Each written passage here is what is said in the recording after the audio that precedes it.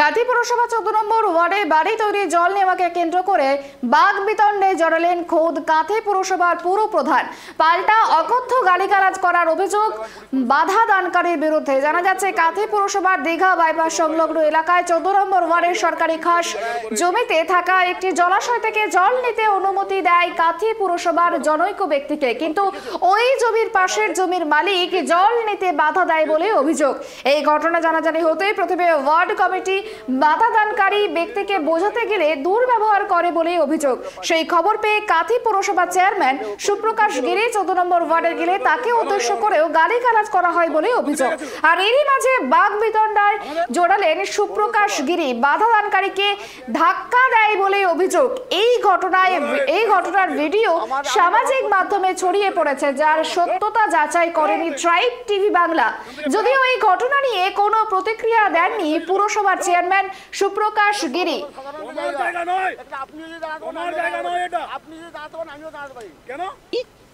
বসবাস করছে, আমরা কোনো বসবাস করিনি, কোনো অধিকার আমাদের কোনো অধিকার নেই। না, আজকে এই ঝামেলার মূল কারণটা কি? ঝামেলার মূল কারণ এই জল নিতে এসেছিল, জল দিচ্ছে না।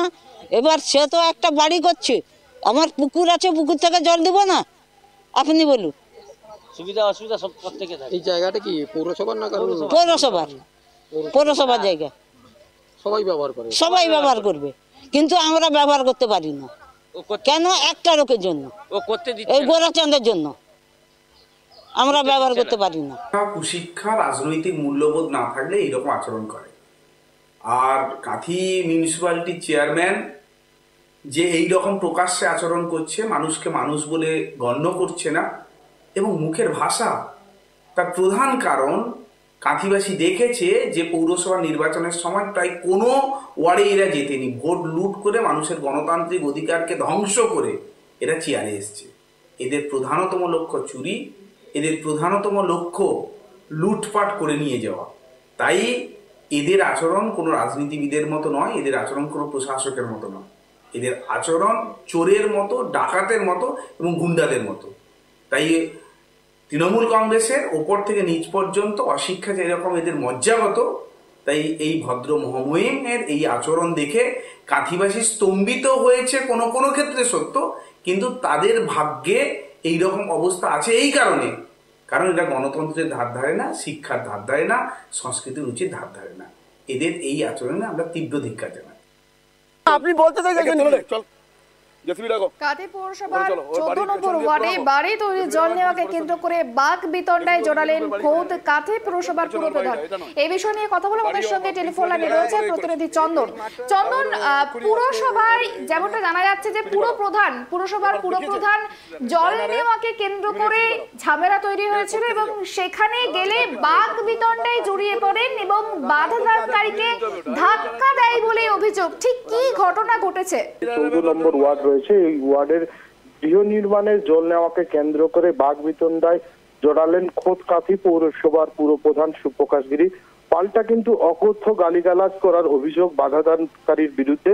জানা যায় কাঁথি পৌরসভার দীঘা বাইপাস সংলগ্ন এলাকায় 14 নম্বর ওয়ার্ডে সরকারি খাস জমিতে থাকা একটি জলাশয় থেকে জল নিতে অনুমতি দেয় কাঁথি পৌরসভার জনৈক ব্যক্তিকে, কিন্তু ওই জমির পাশের মালিক জল নিতে বাধা দেয় বলে অভিযোগ। এই ঘটনা জানাজানি হতেই প্রথমে ওয়ার্ড কমিটি যারা রয়েছেন তারা বাধাদানকারী ব্যক্তিকে বোঝাতে গেলে দুর্ব্যবহার করে বলে জানা যায়। সেই খবর পেয়ে কাঁথি পৌরসভার পৌর প্রশাসক সুপ্রকাশ গিরি 14 নম্বর ওয়ার্ডে গেলে তাকে উদ্দেশ্য করে প্রথমে গালিগালাজ করে বলে সুপ্রকাশ গিরি অভিযোগ করেন। আর এই বাঘ বিতণ্ডার মাঝে কাঁথি পৌরসভার পৌরপিতা সুপ্রকাশ গিরি বাধাদানকারী ব্যক্তিকে ধাক্কা দেয় বলে ইতিমধ্যেই সোশ্যাল মিডিয়ায় সেই ভিডিও ভাইরাল হয়েছে। আর এই ঘটনায় কিন্তু ভিডিও সামাজিক মাধ্যমে দ্রুত ছড়িয়ে পড়ে, কিন্তু সেই ভিডিও সত্যতা আমরা যাচাই করিনি। কিন্তু সুপ্রকাশ গিরির সাথে আমরা যোগাযোগ করলে তিনি যেটা জানান যে তাকে প্রথমে ওই ঘটনাস্থলে যখন স্থানীয় বাসিন্দারা জানায়, তিনি সেই ঘটনার সরজমিন খতিয়ে দেখতে গেলে তাকে কিন্তু সেই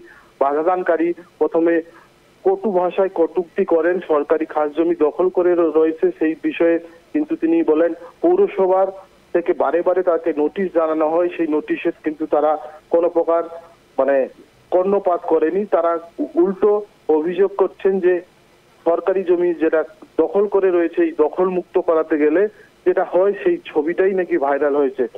সুপর্ণা, বেশ, অনেক ধন্যবাদ আমাদের সঙ্গে থাকার জন্য। আমাদের পৌরসভার বলছে খাস ল্যান্ড বিএলআর কাছে ইয়ে করতে হবে। তোমার বাড়ির সম্পত্তি এটা আমি ব্যবহার করছি না। ব্যবহার করছো না, এখানে তুমি কথা বললাম বেরো এখান থেকে বেরো।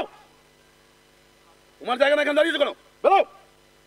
এটা সর্বসাধারণ তোমার জায়গা নয়। একটা আপনি যদি দাঁড়াতে পারেন, তোমার জায়গা নয় এটা। আপনি যদি দাঁড়াতে পারেন আমিও দাঁড়াতে পারি। কেন কেন মানে তুমি দাঁড়াতে পারো? একে তো হাঁটিয়ে দিতে মনে হচ্ছে একদম। কথাবার্তা ঠিক করে বলো। বেরো, চলো এখান থেকে, বেরো, চলো।